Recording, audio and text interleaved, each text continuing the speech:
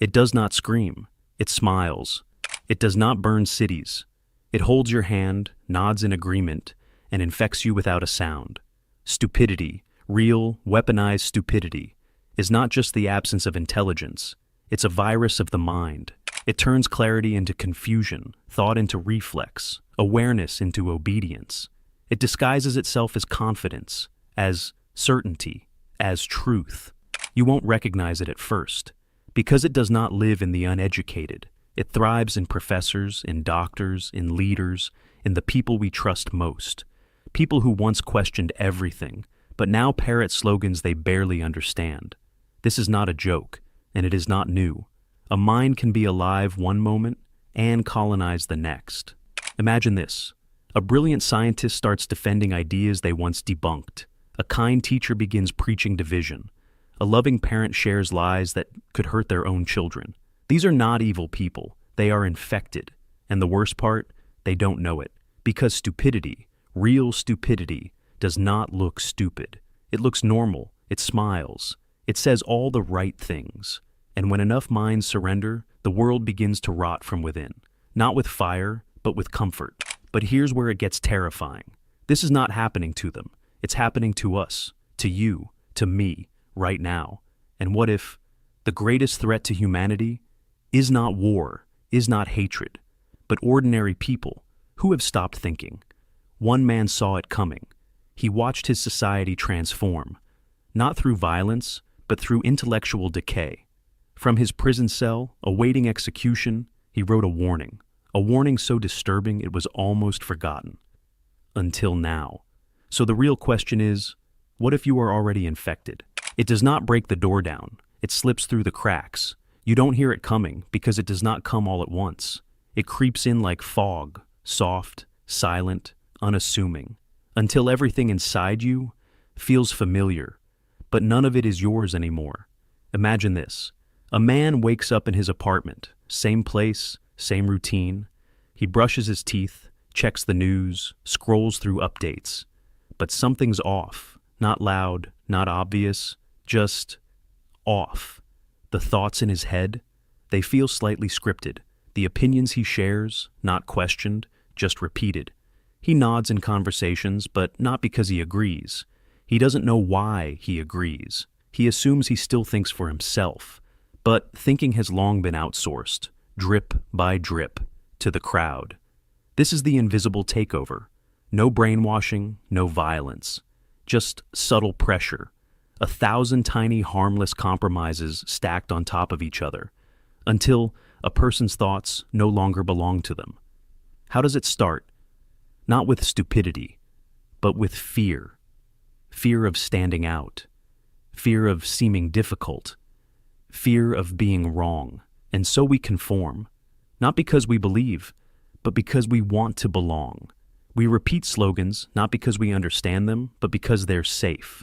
We share outrage, not because we feel it, but because it's expected.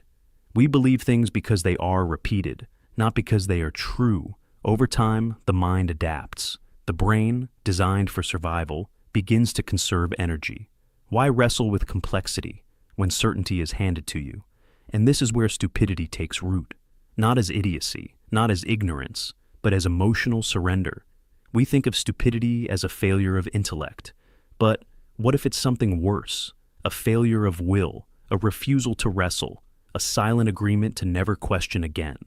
This is not stupidity as a lack of intelligence.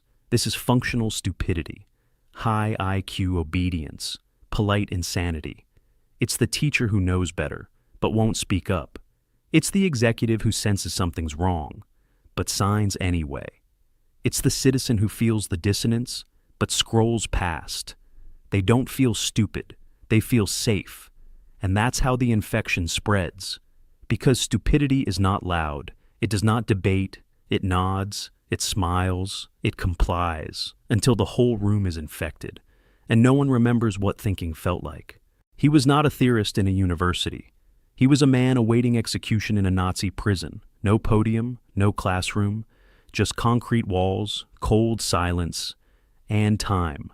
Time to watch the collapse of everything he once believed in. The power of reason, the strength of faith, the dignity of man. This is where Bonhoeffer's war began. Born into an elite German family, Dietrich Bonhoeffer had every reason to believe in the power of education. His father was a psychiatrist. His siblings were scientists, artists, thinkers. He was surrounded by intellect and convinced that reason, debate, and dialogue were enough to hold society together. But then came the collapse. Germany, a nation of poets, philosophers, theologians, handed itself to a maniac. And what shocked Bonhoeffer the most wasn't the evil, it was the compliance. He watched as bishops blessed hate, as scholars rationalized murder, as neighbors turned into informants, not because they were evil, but because they stopped thinking. He joined the resistance. He spoke out. He plotted against Hitler, and for that, he was imprisoned. But it was not the physical bars that haunted him most. It was what he saw in the minds of the people, something darker than fear, something deeper than ignorance, a sickness, a spiritual surrender masquerading as common sense, an infection of the soul. In his letters from prison, Bonhoeffer wrote words that would shake future generations. Against stupidity, we are defenseless. Not evil, stupidity. Because evil knows it's wrong, evil hides, lies, disguises itself. But stupidity, it believes, it trusts, it obeys, not because it must, but because it has surrendered the ability to not. Bonhoeffer was not afraid of loud hatred. He was afraid of silent agreement. He saw that the truly dangerous person is not the one who hates you. It's the one who no longer thinks. In that prison, stripped of his freedom, he saw the deepest kind of bondage, mental captivity, spiritual laziness, the death of thought. And that's why he wrote, not as a philosopher, but as a witness, a prophet screaming into the void, hoping someone someday would listen. He did not die for politics. He died for truth, for the right to think, to question, to refuse. And now his warning is more urgent than ever, because stupidity is not just an old enemy, it's evolving. It does not announce itself. There's no fever, no rash, no scream, just a quiet shift, so small you don't notice it until you are gone. This is how it starts. This is what it looks like when your mind is no longer yours. These are the 5 signs of a mind taken over. The first symptom is not rage, it's revulsion, a deep unconscious discomfort with complexity. You will feel it when someone says, "It's not that simple," and your blood heats with impatience. You will hear a counterpoint, and instead of curiosity, you feel contempt. You no longer want to understand, you want to win. Infected minds cannot tolerate gray. They need heroes or villains, good or evil, right or wrong, nothing in between. Nuance is treated like betrayal, because nuance demands effort, and effort is the first thing the virus kills. Stupidity is not about low intelligence, it's about fragility. The infected mind clings to its beliefs like a child to a blanket, not because they are true, but because without them, there's nothing left. You avoid conversations that challenge you. You feel personally attacked when someone presents evidence. You don't examine, you defend. Because deep down, the virus has rewritten one simple truth. If I'm wrong, I'm worthless. And that lie is what keeps you infected. It starts subtly. You post a take. It gets likes. Feels good. You post a more extreme version. More likes. Feels better. Eventually, you're no longer thinking. You're reacting to the applause. Your opinions, optimized for approval. Your morality, crowdsourced. Your voice, algorithmic echo. You stop asking, is this true? You start asking, will they like it? And once that switch flips, you're no longer thinking at all. You're performing. You repeat things not because you understand them, but because they're familiar. Catchphrases, headlines, trending terms. Your brain becomes a hall of mirrors, bouncing other people's thoughts back and forth. You hear your own voice, but it's hollow. Ask someone under this spell, what does that actually mean? And watch the panic rise behind their eyes. The virus thrives here, where language replaces meaning and repetition replaces reflection. This is the final symptom, the terminal stage, where a person's mind becomes a fortress, sealed shut by the illusion of truth. They no longer ask questions. They don't need to. They already know. They mock dissent, demonize doubt, crucify curiosity, And if you challenge them, they won't debate you. They will label you. Once the virus reaches this stage, dialogue is impossible. Only deprogramming remains, because the most dangerous person is not the one who's unsure. It's the one who's certain, without ever thinking. And now the question turns inward. Which of these signs have you seen? Not in others, but in yourself. Because the virus does not just spread through lies.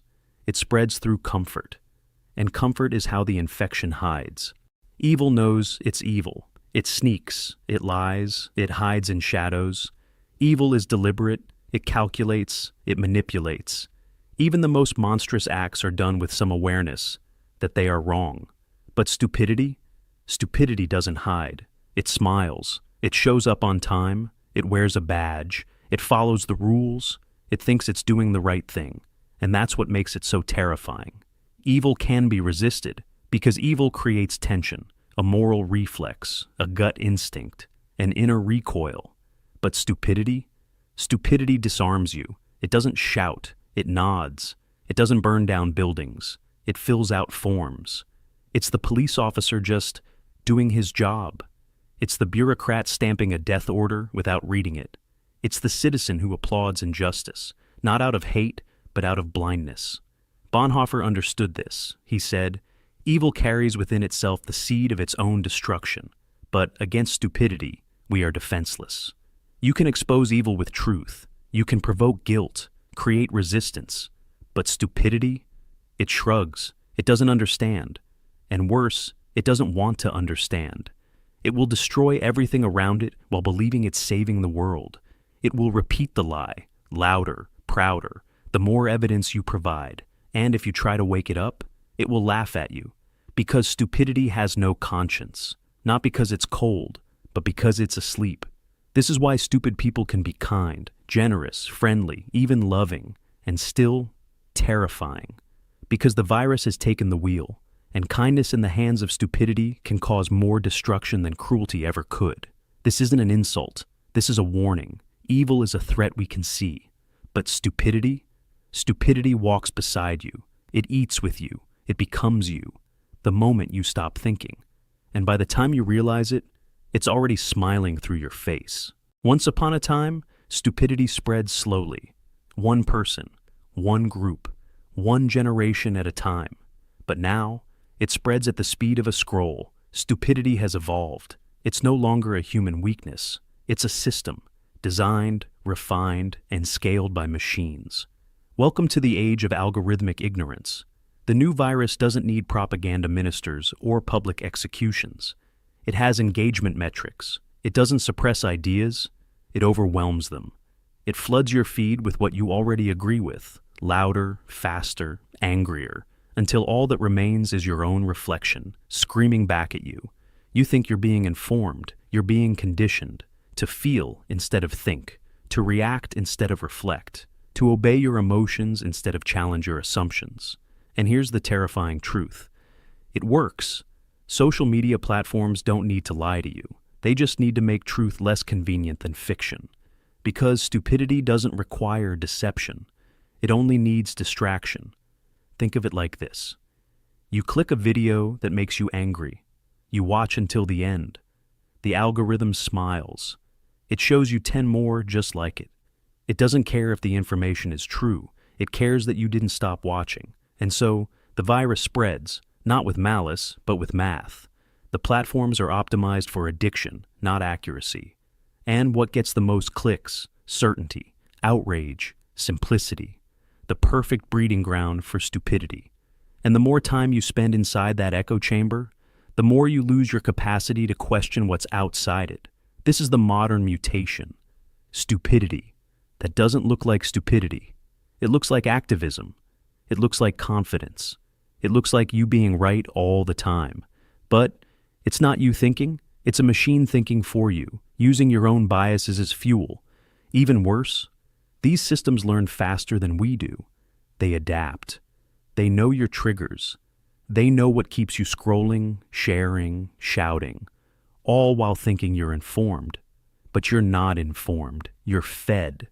Fed what will keep you angry. Fed what will keep you afraid. fed what will keep you addicted to the comfort of being right. This is no longer stupidity in the traditional sense. This is engineered ignorance, machine-fed, self-reinforcing, psychologically tuned for mass adoption. And it's winning, because the smartest people you know are already infected. Not because they're dumb, but because they stopped paying attention to how they think and started letting machines do it for them. You don't notice the war when it starts, because it does not look like a battle. It feels like confusion, like a fog rolling over your thoughts, software heavy, familiar. It starts with a whisper. Why make it complicated? Just trust the experts. Everyone agrees. And that's how it gets in, not through force, but through comfort. The first casualty is your curiosity. You stop asking why. Then your doubt dies next. You start avoiding uncomfortable questions. Not because you've answered them, but because they make you feel something you'd rather not. This is how the virus spreads. It doesn't attack your intelligence. It attacks your willingness to feel uncertain. Because uncertainty is uncomfortable. Uncertainty requires humility. And the virus feeds on the promise of emotional ease. Why wrestle with the truth when certainty feels better? And so, bit by bit, the voice in your head becomes an echo. Not of thought, but of approval loops. You stop thinking for yourself. You start thinking toward others, toward safety, toward applause, toward tribe.